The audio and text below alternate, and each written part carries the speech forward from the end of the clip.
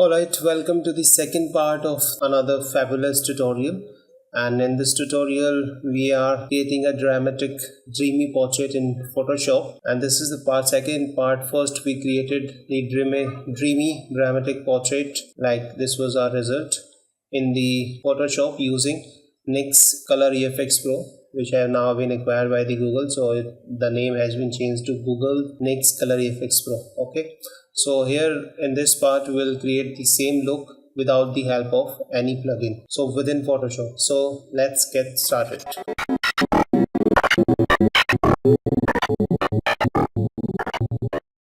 Alright, first thing first, we created a copy of this. Again, we'll do the non-destructive editing so that our original file remains as it is, so it's not get affected with our editing.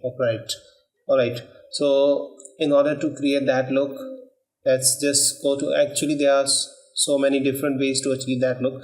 First, the easiest and the fastest technique we are using here is by using the levels. So just click this level adjustment. You can click it from here also. Select this one and select level. You can also go here on the filter, image adjustments and levels. Okay, so we want this. So this is the property which we get opened. So first thing, select the red channel from this side, and this is basically our shadow. It affects our shadow. This is our midtone and this is our highlight. So whatever modification we'll do, that will affect all these three different things, right? So we want this to be a more purple look. So we'll drag this midtone or midtone slider to the little left side, and we'll keep it the shadow slider here only. And if you want, we can increase the highlight slider to the left. So with that, get this purple or reddish hue or red tone on our image. Alright, next click the green channel. Again, we'll take it to the right side because it gives us more purplish tone on this. Highlights this shadow part. We don't want that because that would be way too much. That would not look good. So alright, keep it little here. And this one also, yes. Yes. Similarly with the blue channel, let's see with the midtone. Yes, midtone is increasing. It actually again experiment. It all depends on the look, kind of look you want. You can experiment and you will get the result. Okay, we want it here, I think. Shadow, let's see how shadow looks. Yes, I think this way it looks good earlier, because here it is way too much. So, and what about highlight? Alright, little bit of highlights. Let's bring this highlight slider here. Yes, and again it's RGB. If you want to affect the everything RGB color, then you can do that. You want to increase the midtone. Alright, you don't want that. Okay, basic look is now created. Now let's create a vignette. There are different ways of creating vignette. So what method we are using here is very simple. Create a new layer, blank layer, and fill it with the black color. So you can press Ctrl backspace. Okay, sorry, Alt backspace, and it will fill the entire blank layer from the black color. So we don't want our image to look black, so we need to create a vignette. So in order to do that, create a layer mask, click this icon, and now we can use the gradient tool. It is the gradient tool. You can press G also, keyboard shortcut, and from here we'll select black to white gradient, and here this is the option linear gradient or the radial gradient.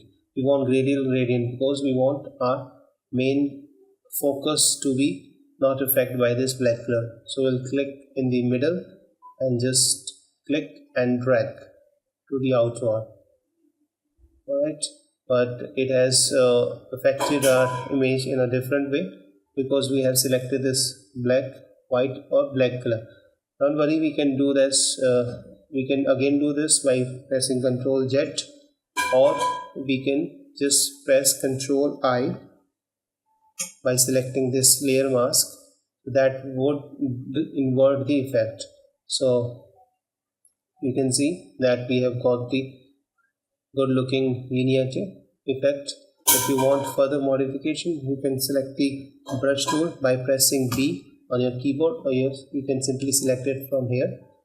Select a soft edges brush, let the opacity to be 100. You can press 1, then opacity would be 10%. If you press 2 on keyboard, it would be 20%, 3%, 30%, 4, 40%, and so on. And if you want it to be 100%, just press 0.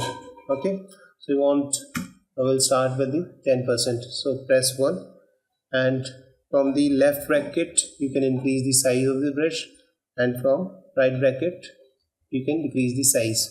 And again, if you want, you can do it manually from here also. Alright, but shortcut key is way too much, great help. So just select the white color. We don't want the white. What white will do, it will bring out this black layer in our image. But we want not to affect this black layer, not to affect our main subject, that is the face of the this child. So just press X, it will change the color from white to black. So now we have got the black color, and wherever we'll paint it will take away that effect from our image. So you can increase the opacity 50%, and we can again and again we can paint it from wherever we don't want this effect. Alright, and again press 1, press X, and from here we can start painting. So we'll have a little bit more vignette on this side. So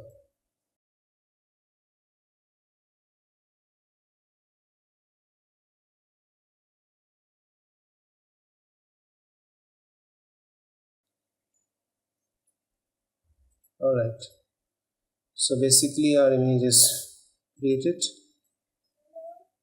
without the help of any plugin. So this is a final version, you can check it. This was our earlier one, and this is a final created within the Photoshop without the use of any third-party plugin. So this is our after image, and this is our before image, before and after image.